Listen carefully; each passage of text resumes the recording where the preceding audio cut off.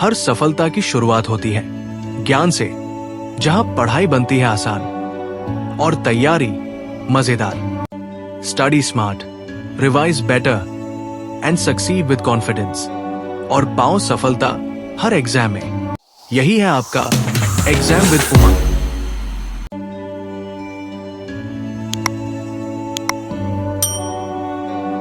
नमस्कार। आज हम इतिहास के पन्नों को पलटकर एक ऐसी कहानी जानेंगे जो है भारत के संविधान के बनने की कहानी। ये कोई मामूली कहानी नहीं है।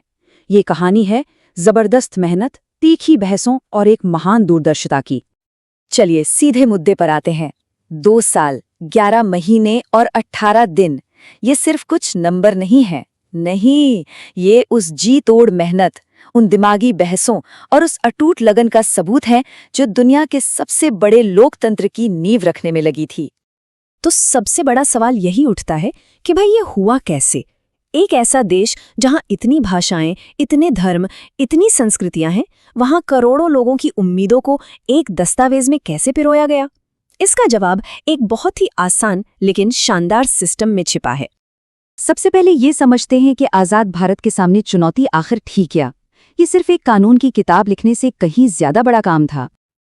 देखिए, मकसद सिर्फ एक रूल बुक बनाना नहीं था। असली मकसद था बिखरी हुई रियासतों और ब्रिटिश प्रांतों को एक लोकतांत्रिक धागे में पिरोना, करोड़ों लोगों के लिए एक पहचान बनाना। 1946 में बनी संविधान सभा के सामने यही एक बहुत बड़ा लक्ष्य था। शुरुआत में इस सभा में 389 सदस्य थे, जो पूरे ब्रिटिश भारत और रियासतों की आवाज थे। लेकिन फिर देश का बंटवारा हुआ और ये संख्या घटकर 299 रह गई। मतलब इस भारी उथल-पुथल के बीच एक देश का संविधान बनाने की चुनौती और भी मुश्किल हो गई। तो इतने बड़े और उलझे हुए काम को पूरा करने के लिए सभा ने आखिर क्या रास्ता निकाला? यहीं से कहानी में एंट्री होती है समितियों की।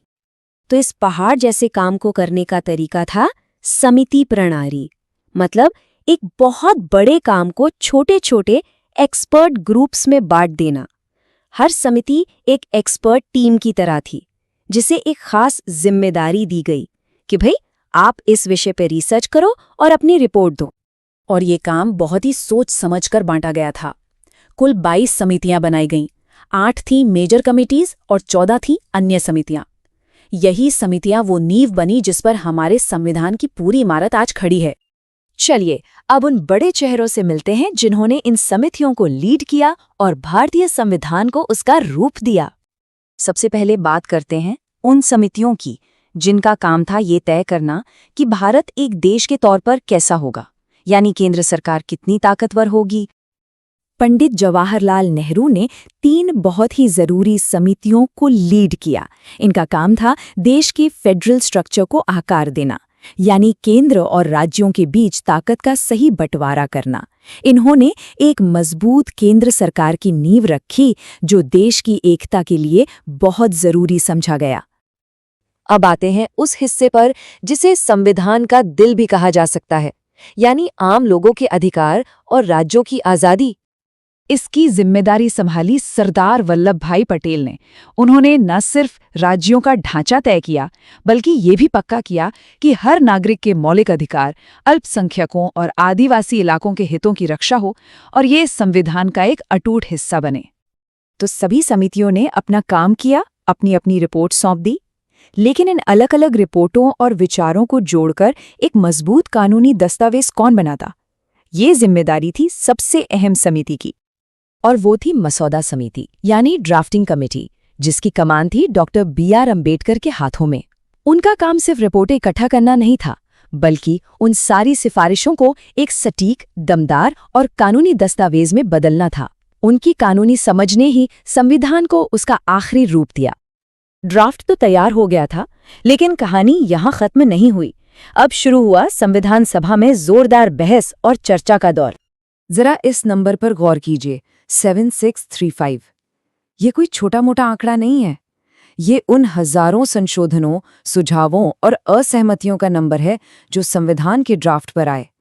इसका मतलब ये है कि संविधान के हर एक शब्द, हर एक लाइन पर सवाल उठे, उसे परखा गया और फिर आम सहमति से अपनाया गया। यही तो है लोकतंत्र की असली आत्मा। ये टाइमलाइन उस आखिरी दौर की पूरी कहानी बताती है। अगस्त 1947 में ड्राफ्टिंग कमेटी बनी, फिर फरवरी 1948 में पहला ड्राफ्ट आम जनता के सामने रखा गया उनकी राय जानने के लिए।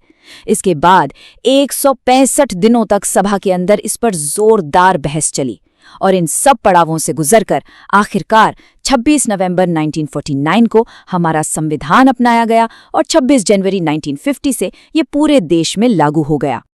तो इन सारी समितियों के काम का आखिरी नतीजा क्या निकला?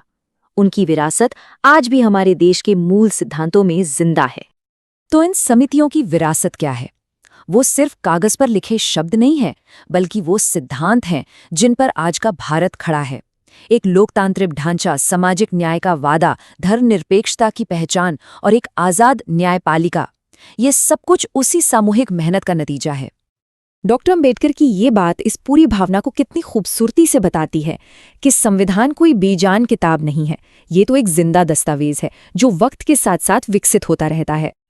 तो सार ये है, अगर संविधान सभा वो दिल थी जिसने एक महान भारत का सपना देखा, तो ये समितियां यकीनन वो दिमाग थीं जिन्होंने उस सपने को हकीकत में बदलने का पूरा ब्लूप्रिंट तैयार किया। ये ऐतिहासिक प्रक्रिया हमें सिखाती है कि संविधान एक लगातार चलने वाली बातचीत है। तो जाते जाते एक सवाल छोड़ जाते हैं, अगर आज संविधान में किसी बदलाव के लिए एक नई समिति बनानी पड़े, तो भविष्य के भारत के लिए वो कौन सा ऐसा एक मुद्दा होगा जिस पर उसे सबसे पहले काम करना चाहिए? सोचिएगा जरूर।